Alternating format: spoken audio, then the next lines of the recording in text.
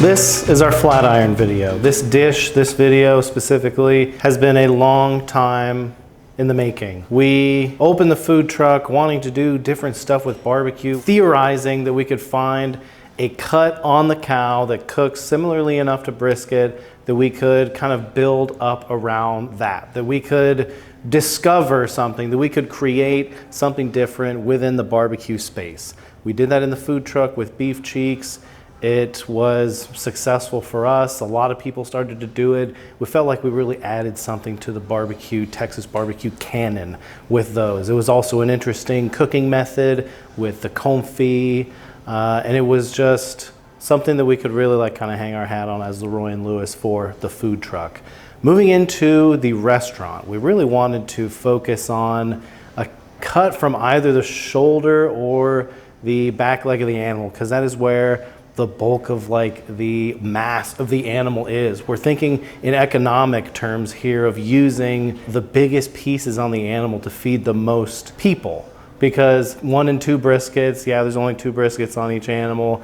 There's only 2 beef cheeks on each animal. So we're trying to find these things on the cow that can feed as many people as we possibly can. Turns out brisket is like one of the main ones because there's a really big muscle. The other one that we found is a portion of the shoulder clod. So an interesting thing, in order to discover new frontier in barbecue, we have to look back at what people before us did. So we went to Lockhart, we checked out Kreitz, we went to Smitty's, and we ate their shoulder clod and kind of discovered that there's this cut in there that we could butcher out, that we could seam out, that is a lot like a brisket, that's marbled like a brisket, that has a fat cap like a brisket, but it also has the connective tissue breakdown of a beef cheek. So we found this perfect marriage, almost a cut tailor-made for us at this new restaurant, in between a brisket and a beef cheek. Comes from the shoulder clod. It's a top blade roast. We call it a Flatiron on the menu, and we're gonna show you how to make it.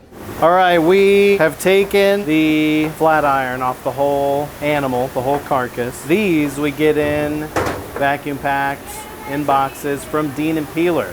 We now have enough purchasing power as a company that we can negotiate with ranches, with farms, with purveyors like US Foods. Before this, we didn't really buy any meat from US Foods because all they had was commodity stuff, but we were also wanting to work with Dean & Peeler. Dean & Peeler wanted to work with US Foods, and they had those connections.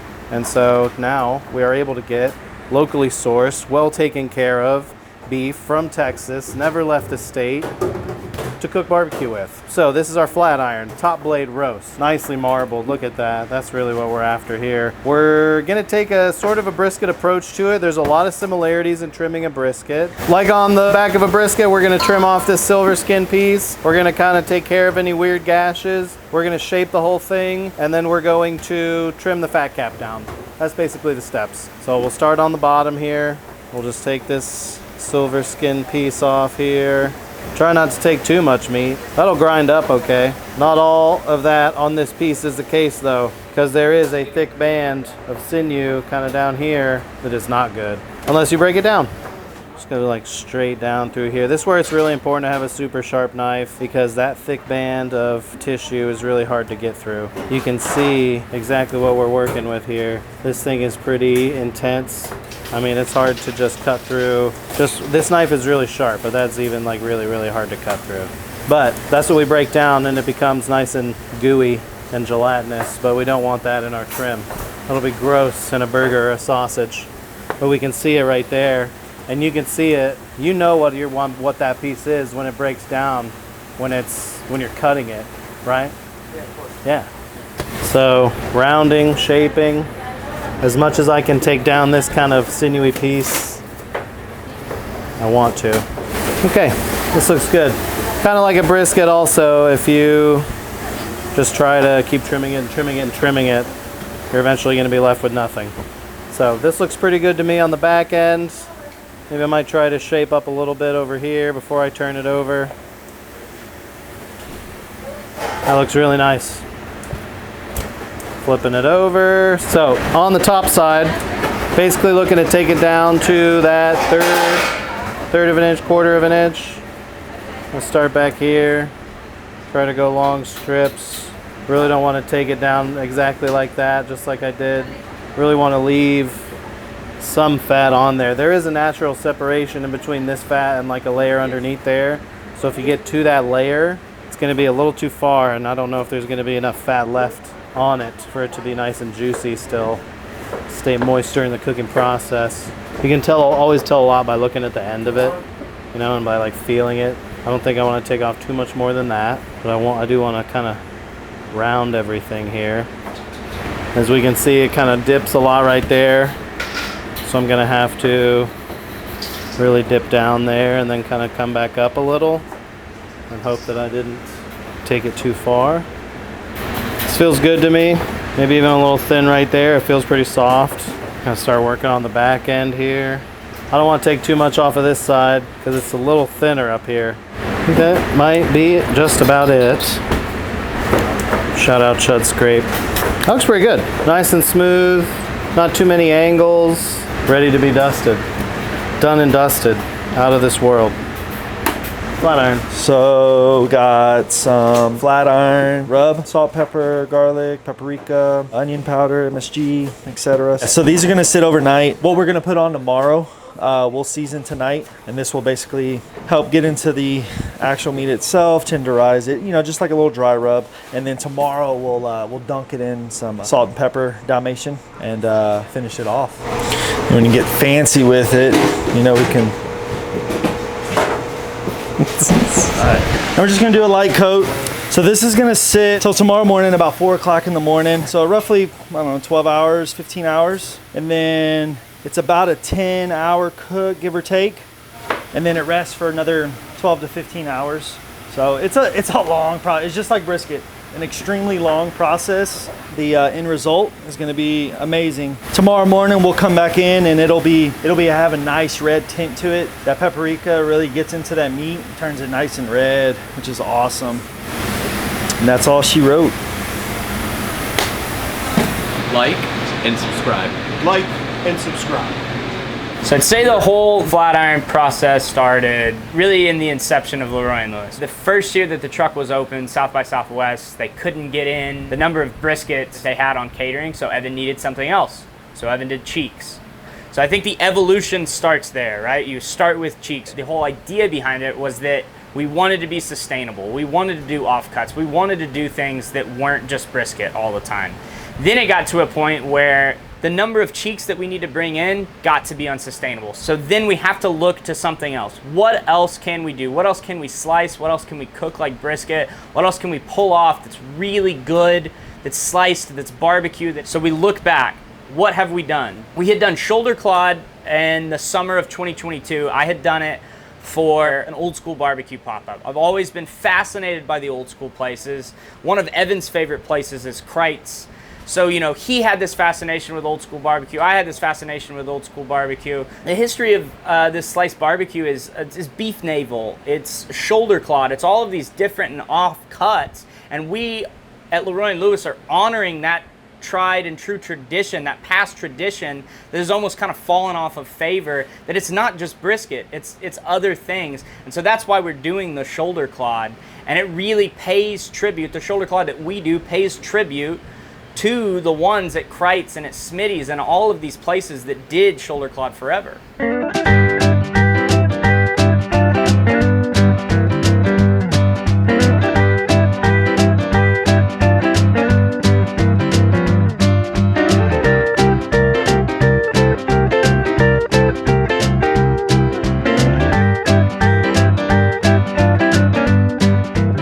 Howdy, sir. I think we're interested in some clod today, some shoulder. Looking for a half pound of that. Half pound of shoulder, sold out.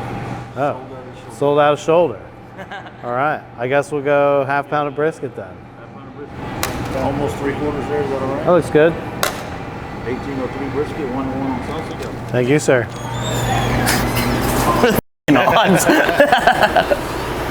That's funny. It's like a vertical pouch. They like bring it up and then like crumple it in. Is that how y'all did it At Hill Country. Yeah. Because that's how they do it here. I love and then that. So it's all the, like, this is all our plates too, right? Yeah. So they like bring it up and they like wrap it up. And then there's no tray here. No, because there's enough paper on the bottom to not grease anything up. But then they'll lay it out. So obviously they didn't have any shoulder clod today, which is hilarious. All of these places did like full plate beef. They did beef navel. They did beef belly. They were like, they just had sliced beef on the menu, which is the inspiration behind why we just have sliced beef on the menu and chopped beef. And they had sliced beef because all of these places were meat markets, and whatever they had that was like full plate and big that they couldn't sell throughout the week on Saturdays, then they would smoke it to preserve it, right? They would also sell it as like hot barbecue that day. And so one of the things they couldn't sell always was shoulder clod. And they still have shoulder clod on the menu here. What we do differently with shoulder clod is we seam it out into 3 muscles, right? And we take one muscle, and that's the flatiron. That's the top blade off of it. That's the flatiron. That's what we serve. They serve the entire shoulder clod here, right? So it's kind of a grab bag of everything on there, and they cook it similar to brisket, and then they slice it. And it is good, but there's one muscle that is like much better. It's kind of like a brisket, how there's like the fatty muscle that's a lot better, and then the lean muscle. But you keep it all together, cook it together. It's good. It's a very different product than what we serve, but it's still very good. I feel like there's 2 ways of thinking about cooking these big pieces of meat, right? The kind of older way of thinking about it is like, let's break this animal into primals and subprimals, and then just put this entire subprimal on the pit and then cook it till it's sliceable texture. Yeah. And then the other way of thinking is like, okay, this is a brisket and we're going to like trim it to like perfection. We're going to season it to perfection, and then we're going to cook the official brisket recipe with like doing all these, you know, specific things and times and temperatures, where I feel like it's much more old school. Just be like, this is a haunch of beef, throw it on the pit, pull it off when it's fork tender, and then carve it off by the pound. 100%. And so like that's where we took the inspiration from, but we're also trying to use like the modern methods of like trimming and seasoning and cooking it to temperature, and like making sure that it's like servable as a foil for brisket. Exactly. It is very much inspired by old school barbecue, inspired from our roots, inspired like where we're coming from, but just with a different twist on it, because there is the attention to detail. There is like the complex seasoning and rub that goes onto it. There is the dedication and care to it. There's also like sourcing it locally and bringing it in from a really good purveyor that obviously like just isn't seen in what old school barbecue is now. We tried different cuts too. Yeah. You know, we tried as many different cuts as we possibly could think of that would perform well on the barbecue pit. And we had to look back to the past for inspiration on what to do for the future. Why don't we see shoulder clod on more menus? People are scared. Yeah, I do think that's it. You know what I said about potato salad, how it just takes up all the air in the room? That's what brisket does to every single menu. Dude, we have to deal with it. Like every single person that walks in the door. Every single person. Every single person that walks in the door. You don't have brisket? This is a Texas barbecue restaurant. How much do they know about barbecue? Because like it wasn't the thing until the 60s and boxed beef came about, and it's just harder to sell a cut of beef that's 2 times the size. It's easier to sell a brisket at 12, 15 pounds than it is to sell a shoulder clod at 25 pounds. No, you're right. Also, it's one of those things that like it's not glamorous, it's not beautiful, it's not Instagrammable. It is when we cook it. Yeah, it is all of those things when we do it. But it took, like I tell people all the time, they're like, oh man, the Flatiron's great. I'm like, thanks. That was a literal 2-year project that started with Evan cooking. It was a bit longer than that, because it started with Evan cooking shoulder clods at Hill Country, and like me putting shoulder clod on a old school barbecue pop-up menu and like wanting to figure it out, and it got the conversation and the ball rolling again. And then we started trying to play around with it. Like Evan said, we exhausted all of the resources of like bringing in other cuts of meat and other cuts of beef, trying to figure out like what is the next beef cheek, what is the next brisket, like what's the next thing that like no one has like pushed to this limit yet. And we get the shoulder clods in, we like break them all kinds of different ways. We finally like break them into like 3 different muscle groups, and then we can start playing around with like, okay, well, what's the best one? And then how do we cook this? And it's like, it's still evolving at all times. Like we are still changing and tweaking things on it. Yeah, I tell people all the time, it is at the very least a 2-year project to get there. So yeah, I think that there are a lot of people that just like, they don't have the interest. They didn't have the interest in it. Like, why would you? Why did you need another sliced beef? People look at barbecue and it's these like 3 things that I have to master. But you and I and other people who we work with and know and respect look at barbecue and say, all right, it's this entire like method of cooking that you can apply to every single cut on the animal, and how do you apply it to each cut differently. Evan said something that like really resonated with me a long time ago, where he was just like, and he was talking about foil and butcher paper, but it can be applied to anything that we do. And so you don't use a hammer and a screwdriver the same way. They're 2 different tools, you have to use them differently. So it's looking that way at cuts of beef, right? They're all different. So like, how do you apply the smoke and salt and pepper differently? And how do you cook them differently, right? It's applying essentially the same thing, but how do you use them? Like, how do you get this? How do you get a good result out of it? I just saw an article about beef clod before we were coming here. It was like, oh yeah, we cooked it like a brisket and cooked it to like that internal temperature till it had a bark. And they said when they were slicing it, it kind of like fell apart a little bit and was a little feathery and sweaty. And it's like, yeah, we've already figured this out. You got to pull it earlier. Yeah, exactly. It's funny, when I cooked shoulder clod for the pop-up, I came here, and after I ate the clod, I went back in the pit room and I was like, how do you guys cook this? Just like very simply, like, how do you do it? And they were like, really easy, you just cook it like brisket. We cook ours in about 6 hours. I was like, all right. And that's all I needed to hear. I was like, all right, I'll try that. 6 hours. 6 hours. 6 hours. This is the only barbecue that I can like actually like sit down and eat an entire plate of, and then I can just like go do something afterwards, because like the way that they do it, like it's cooked so quick, it renders differently. It's like the difference between like a ribeye and a brisket, right? The brisket is like more like a ribeye because it's cooked quicker. The fat doesn't render the same way that it does when it's on the smoker for 16, 18 hours, like any craft barbecue place. So it's like cooked quicker, so it renders different, and it just, you can just eat so much of it. It's great. I love it. Love this.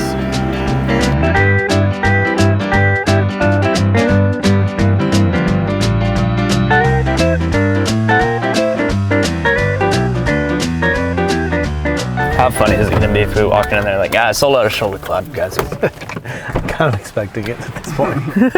It's by far the best aesthetic in barbecue. 100%. The inside is the best. Everyone will say it's the like pit at Salt Lick, but for me, this is it. They even have a house for Jackson. Don't pet the cats. Howdy, y'all. I think we're just looking for a ½ pound of beef shoulder. That's it. I mean, also, if you're talking about value for some of these old school places, $30 with tip for over a pound of food. Yeah. I mean, it's not bad. Not at all. Not at all. This looks great. We obviously have Flatiron piece right here and right there. But this is the leaner part of it, and you can already tell how much fattier that is. So that's the heart. But the heart is so lean. So for us, this is the difference between sliced and chopped. This is already like kind of more toward the back end of it too. Yep. You can recognize that, right? Mm-hmm. Now we all know what our Flatiron tastes like and is familiar. We're familiar with that. Now let's see how this compares.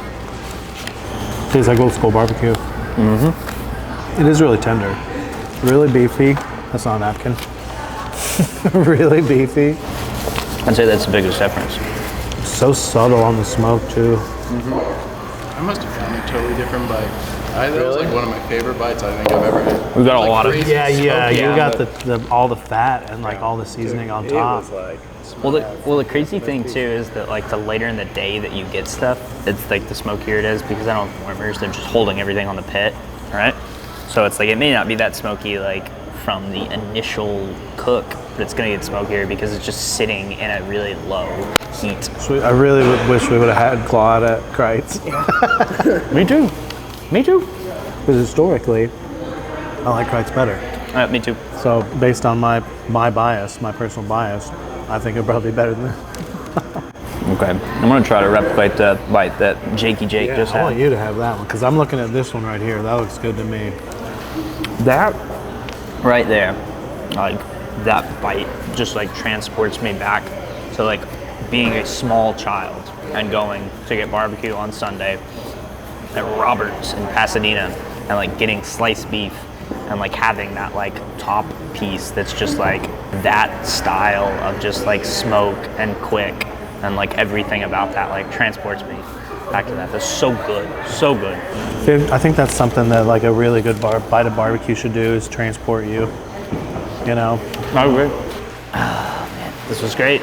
They used to have a knife on this, so you can just cut it and share it.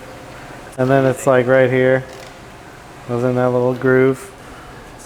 And they're like all along here. Yeah, there's another one. Did y'all get to see downstairs? You see downstairs in the basement? No. Got a hand, it's right there. Yeah. Wow. That room there, they would use to smoke their bacons and hams, whatever, sausages. Oh really? This is like the original like smokehouse then? You literally wouldn't put fire in here, but you know, have a small. Look at that. There's a bench press. And come down here and work out. So this was the There was a smokehouse. window right over there by the sign. Yes, sir. And there's a window over here, so if you just kind of help you circulate it. Yeah. So would they just like a smoldering fire somewhere Something in like here? a bucket or something like that. Oh, just Keep like the a smoke. bucket of ash? Something Yeah. that Coals? affect the coal. Something that would give it a smoke. You know, put a Wow. piece of bark on it or something like that. It's like a living museum. Yes, it is. That's a hog shaver. This right here, with the handle on it. Uh-huh. That's how you shave hogs. Oh really? When you How you cut get? 'em, Yeah. You put them in hot water and then just put that. It's a kind of a cone shape. Uh-huh. You scrape it and then scrape the hairs off of it. Wow. That's really cool. Why hadn't they started paying you to be the tour guide yet? You know what? Before I started working here, she'd see me here and people come after her. He'll tell you. Can't tell you. I mean, I love the history of it. That's Yeah. so cool. It's so cool. The whole Lockhart history. Thank you so much. Thank you for the tour. Everything from the beginning through now. It's kind of like a gloomy day. It feels a little slow. It's a Monday. We come to Kreitz. You know, you get the barbecue thing, which is nope, sold out. Yes. And then we come here Yeah. and we kind of get what we want, but a different type of experience. Yeah, this is like this for me. This is where it all started. Like we'd come to Kreitz on Monday nights. Like we'd have a long prep day. We'd prep all the meat.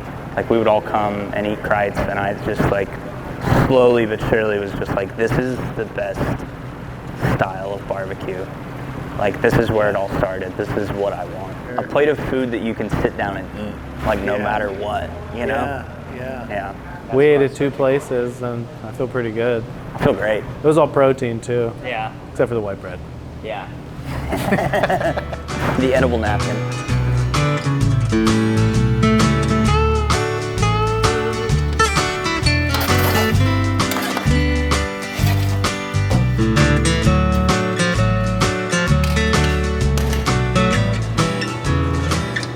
All right, so we got the flats that we trimmed from yesterday. Gonna season them, dunk them in some Dalmatian. We're gonna get these on here in the next 5 or 10 minutes. It's 5 o'clock right now. So get a good dunk on these, all sides. So the seasoning from yesterday pretty much helped marinate, tenderize, get that little salt from the inside the actual meat itself. Now this is gonna help with getting that nice bark. And we got our butt here. Now this was actually attached like this to this is the clod. So this is gonna be the butt section of the clod that we use for our chopped beef. So we'll go ahead and go to the pits. All right, so we have our flats here. We have 8 flats seasoned up, ready to go. We're gonna throw them on this back door back here. We should be able to fit all 8 on this one door, which is perfect. We're gonna do 2 rows of 4. So you wanna make sure facing the right way, that side up. We're gonna let this smoke for about 5 hours before we actually open it up and do a rotation. I will open it up at the 4-hour mark just to make sure that we don't have any curling going on. If we do, I will foil tip those. So basically when I say curling, this back end's gonna lift up and start to curl. What we'll do is we'll foil tip these, and same with the fronts. If the fronts start to get a little too charred, I'll use this as an example. If we leave a point like this, this is more than likely to char up throughout the cook. Ideally, we want to be able to have it nice aerodynamic. That way we have no charring up here throughout the cook. Then that's one less thing for us to have to worry about. So nice and smoky. So what we're going to be aiming for here is about 225 for about an hour, and then we're going to start bumping up every hour. So what I'm going for here is good fire and a lot of smoke.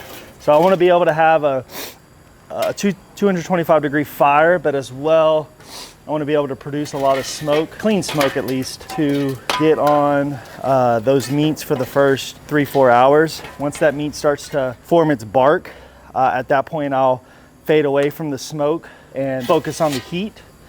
Once the bark is formed, it really doesn't take that much more smoke anymore. That bark is kind of deflecting that smoke to get into the meat. It'll still affect it a little, but not as much as the first couple hours does.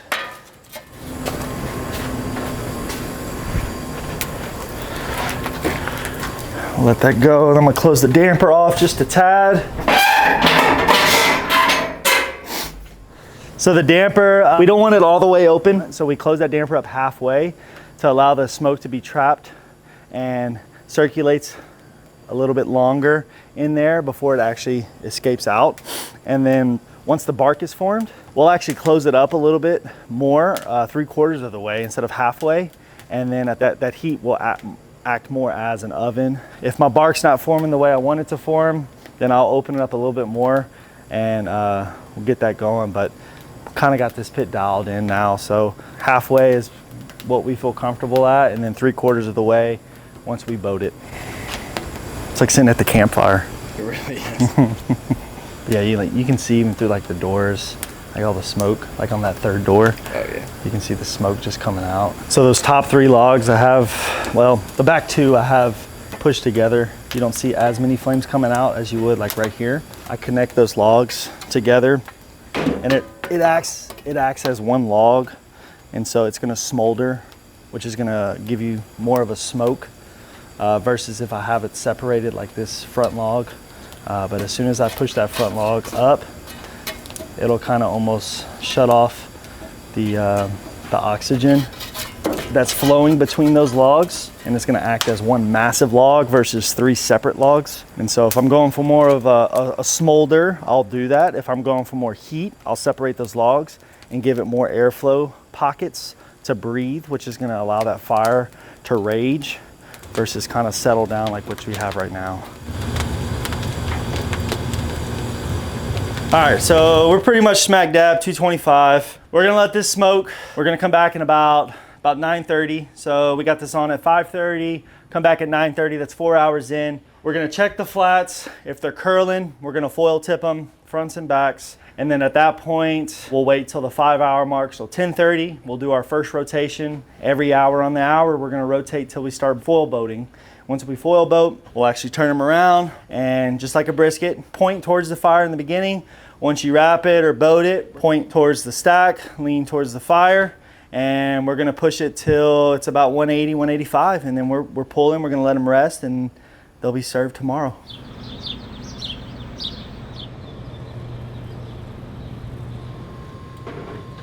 It is now 6:45. We're gonna be running 250 now. At 7:30, we'll raise up to 275, and we'll keep it at 275 until we foil boat flats and wrap the butts. So that one ignites, we're good now. So I know once this catches, this is gonna be well over a 250 degree fire. So what I'll do is I'll actually close that door almost all the way and let it kind of smolder and keep getting that nice smoke flavor in there. So still super smoky. You can kind of see it's a little dry, that's perfect. That's what we want.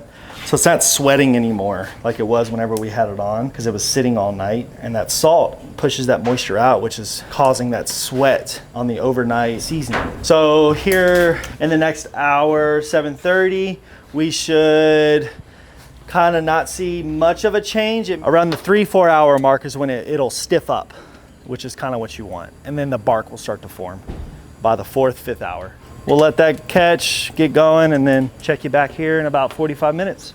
So see, we are 730. We will now be bumping up to 275.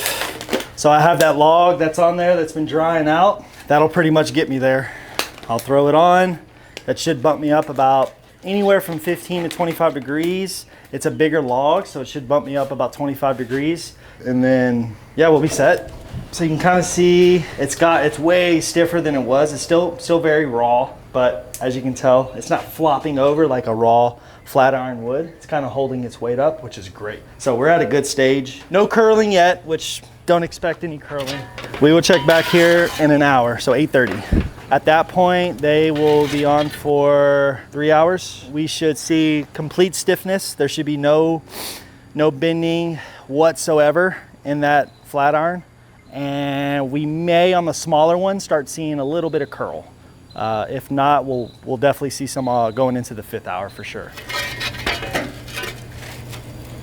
Yeah, it's constant, like play. You gotta play with it. This humidity plays a massive factor in it, so it's very important to make sure that the fire is where it needs to be. All right, yeah, we should be good now. I mean, you can't stress it enough when it comes to barbecue. You try to want to get everything off on time. Plus, if you get off on time, then you don't have to hear from Cole. Yeah.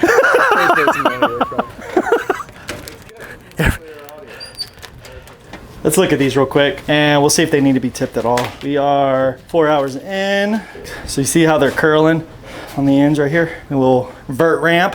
Tony Hawk's in there kicking up some kick flips. This curl right here, it's natural. It happens similar to a brisket. This is naturally gonna curl. This is a very marbly meat versus the brisket side of the lean. This is way marble. This is a thinner piece than right here. So naturally this will curl, as you can tell.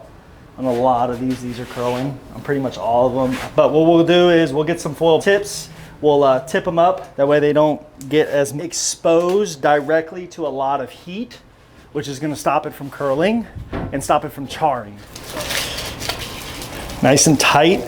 That way when you go to move it, it doesn't fall off. That's probably one of the most annoying things, is having to, doing like a rotation and whatnot, not getting this on there nice and tight, falls off. Mess it up, got to refoil it, etc. So see, like that one, I barely tapped it and it fell off. Okay, we're gonna stay at 275. So we'll come back here in about 45 minutes. We'll tip the rest of them, do our first rotation, and we'll go from there. Is it gonna rain today? Cute! Oh, cute! Thanks, buddy. Are these mine? Oh, these are mine. Know how I know? The pinky has a hole in it. Why is that cute? Why is the pinky have a hole? Because my hands these gloves are too small. Hey, you get out of there. So I'm gonna get this fire built up. I'm gonna go smash all these coals down, put some new logs on. I'm gonna get that temp up, prepping myself to have that door open for a little bit when I do that rotation here in about 15 minutes. I'm gonna bump it up to about 300. When it reaches 300, I'll open that door, do my rotation really quick. By that time, we should be right at 275 when I close. Oh yeah, there goes the rain. Oops. Oh wow. Did we lose power? Yeah. So pretty much on the rotation, what we're doing is we're gonna move front to back to front, and then we're gonna swap rows because this row is gonna be a little bit hotter than this second row. So now this is where it gets really important on your rotations, because this is gonna be a very hot spot, but I have my smaller ones here. So if you miss out on this rotation, you have a chance of cooking this way too fast. You want them all to try to finish the exact same.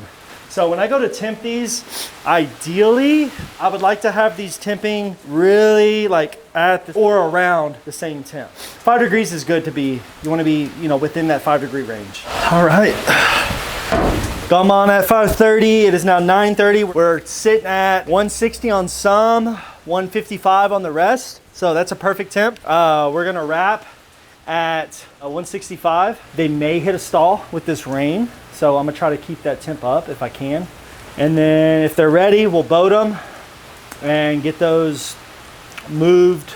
We'll move them on this row where it's a little bit cooler than this back row, in hopes to catch these back ones up to the ones that are gonna get boated. We'll come back here in about at 10 o'clock and try everything, see where everything's at, temp it all.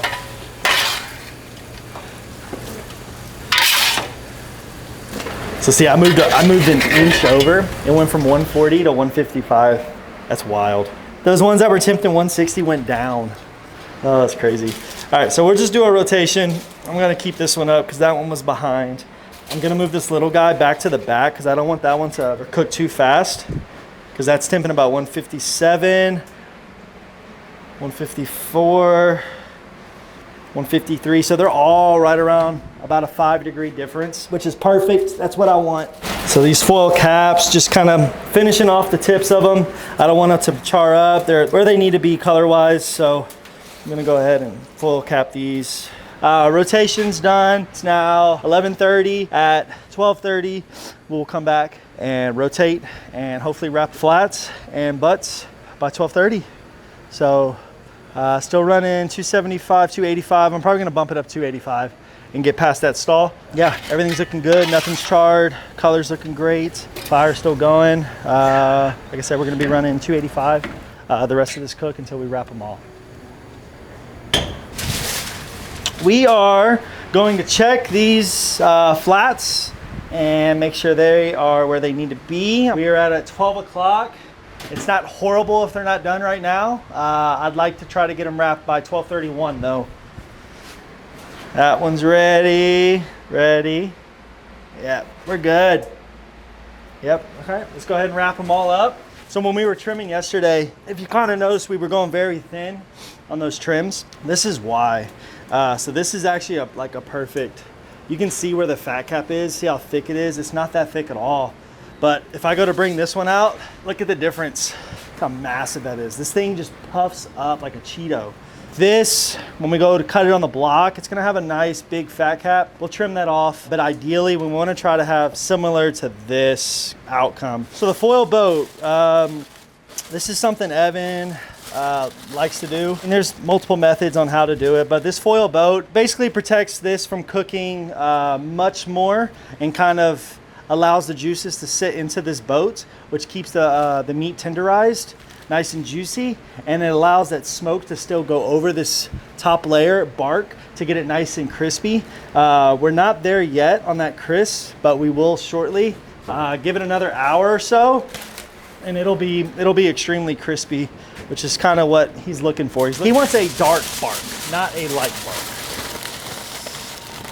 But again, you want to make sure that it is going right above that edge of that flat. We don't want nothing else exposed but the top. Look how much that one curled. That's a vert ramp. You think Tony Hawk can kick flip off that? So what I learned is there's this like dark spot right here. So this is something that breaks down faster. It starts to sweat first. That's why it's darker than this. This is sweating, but it's not as dark, hasn't been sweating as long. So one of the other reasons why we like to foil boat is to get that bark nice and even all the way across. So I'm hoping that'll take. Went ahead and did a rotation on that one as well. So now we'll do the next rotation at 1:30. It's 12:30 now, right? Yeah, we'll do it at 1:30. We're gonna bump up to 300, and I'm gonna close that damper about 3/4 of the way. So we've been running that damper halfway the whole time. So now I'm going to close it 3/4 of the way, and that's gonna act like an oven now. Heat's gonna come in and it's just gonna sit and then slowly just leak out. We don't want a fast leakage. We want to keep it nice and slow. So we're gonna shut that off 3/4 of the way.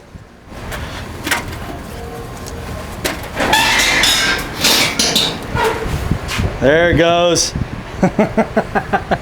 You're nasty as hell, dude. So imagine that if you don't have those gloves on and that's just seeping into your heat gloves, burn the crap out of you. All right, we're good, dude. Let's see, 173 on the point, 175 on the back, and 165 in the middle. So see, I'll let this one go a little bit more. 170 up front, 175, and 175. So that one I'll probably pull. Okay, so this back one I'll pull. It's 176 in the middle. So that's kind of what we're going for, is 176, 180. And see 180 in the front. So we'll pull those two for sure. Kind of what you're looking for. smooth, just nice and squishy. And then just like probe tender, man. Like it just goes in like butter. I'm not having to force it in there, etc. So what we're gonna do is I'm gonna drain some of this juice out of the flats. I'm gonna pour on top of each other. I'm actually going to, that's how much juice I would like to leave in there. Versus that much. So I'm just gonna dump a little bit out of there. God, I just want out. Huh? Sorry. Yeah, no, these are good, dude. So I'm gonna go throw these inside. So we're gonna rest these down to about 140, 150 internal. And then we're gonna throw them in the warmer and let them rest overnight. So I'm gonna get these on a rack, get them inside, get them in that warmer as fast as possible. And that's all she wrote. She's gonna chill right here, cool off. Here in about an hour or so, it'll be ready to go into the warmer. So that's it. I appreciate y'all hanging out with me today. It's been quite an honor. Appreciate you, Jake. Y'all have a good one, okay? So we're now gonna take the flat irons out of the warmer. They rested there overnight. They came off the pit between 177, 185, rested at room temp down to about 140, and then into the warmer at 140 overnight, where they stay until we cut them up today, right now. Signature foil boat. You can hear the crunchiness of the bark. You can feel it. The sides, like they feel tender, but not fall apart tender. It still feels pretty firm. It's about 4 pounds, so it's a little bit, just a little bit smaller than a brisket. Not even that much smaller than a brisket. I think we should cut it up. So we've got fat cap, muscle, fat seam, marbled meat right here. And then the further back you go, you've got this big kind of seam in there that separates a bottom muscle from a top muscle. There's a fat cap the whole way too, but it gets smaller the further back you go. And then this back piece is much more lean meat, less crust on top, less fatty on top. And then it has the biggest piece of that like sinew back there. So I'm gonna carve through this thing. When we're carving, same as a brisket, it feels just like a loaf of bread. That's a nice piece right there. It's got the kind of fatty broken down, that piece and then that piece. This is like the most marbled, super, super good. Makes for excellent burn ends as well. But I mean, so juicy. And that juice is also like laden with the broken down collagen-y, gelatiny, lip smacking, unctuous liquid. It's just so good. Now we're starting to really get into the pieces that we like. This, I love this kind of middle piece right there because that's what kind of creates that we're talking about. Then you can see a little bit more marbled on top, a little bit more lean on bottom, but an excellent fat cap on it. I love this cut. Can't use the whole thing. We are open and selling this. So man, we have to make sure to ring this in. Another little thing we've been doing lately too is just kind of giving those a little bath in the foil boat juices. Makes them look really shiny, look really good. I think I'm just gonna go right there with it. And like that.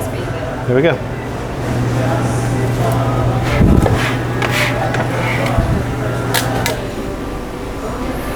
Ready? Yep, I'm ready when you are. Oh my God. This is the best, this is the greatest fold over anybody's ever created. That flat iron is just something else. It's got the stickiness, the smokiness. It's so beefy, salty. All the garnishes too, just bringing everything up, heightening everything up. So good, so good. Has everything I want. This piece, right? Nice little fatty burn end chunk. See, the lean burn ends on the flat iron are better than the lean burn ends on the brisket because it's more marbled. It's more delicious. When it's this good, you just don't get tired of it. It's such a different eating experience than either brisket or beef cheek. It kind of collects both together. It's unique, it's different, it's delicious. It's LeRoy and Lewis. Okay, that's the flat iron video. We went all the way to Lockhart to see how they were doing the shoulder clod, to check out where the idea for this meat came from. We pulled it out of a cow, we trimmed it from our Dean and Peeler cows. We cooked the whole thing here, we carved it up. Of course, we ate a little bit. This is the process as it exists now. Like anything else at this restaurant, any restaurant, things evolve, things change. The things that I'm most proud of about the Flatiron are the fact that like it really is just a foil for brisket. Like it does like hold up everything that you want for brisket, but it also has so much more to it. It's gooier, it's stickier. It has just like a different kind of fat taste and characteristics that beef cheek has as well. And it's something that's completely original that we can stand on here and say that we came up with this. You know, nobody else taught us how to do this. This is our own thing. This is our signature cut. It's the Flatiron by LeRoy and Lewis.